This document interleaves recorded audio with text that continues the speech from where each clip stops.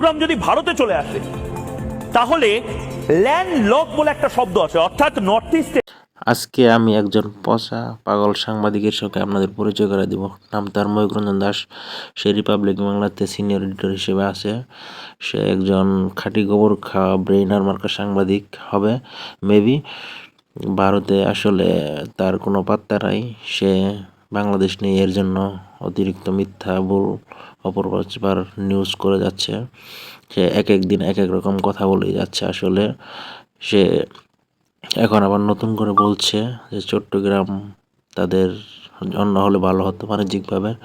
তো তাদের আসলে গোপনীয় প্ল্যানটা কতদূর আপনারা সবাই বুঝতেই পারছেন। তো আসলে দাদাদের মুখে যেদিন প্রশংসা শুনবেন তত মনে করুন দেশের ক্ষতি হচ্ছে।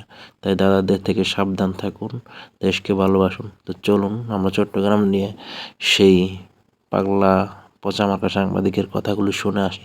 তারপর আপনারা কমেন্ট করে গালি দিয়ে তাকে যা বলার বলুন। চলুন।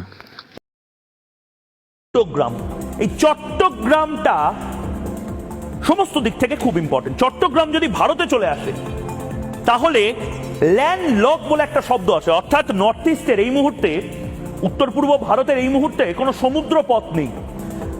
অসম বা ত্রিপুরায় কোনো জিনিস ভারতের এক প্রান্ত থেকে আরেক প্রান্তে কোনো জিনিস জাহাজ করে আনতে গেলে অনেক টাকা দিতে হয়, এবং অনেক টাকা দিতে হয় তার একটাই কারণ, অনেকটা ঘুরে আসতে হয়।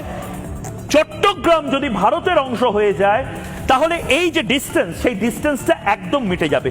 এবং তার পাশাপাশি চট্টগ্রাম কিন্তু অত্যন্ত সেন্সিটিভ একটা জায়গা। চট্টগ্রাম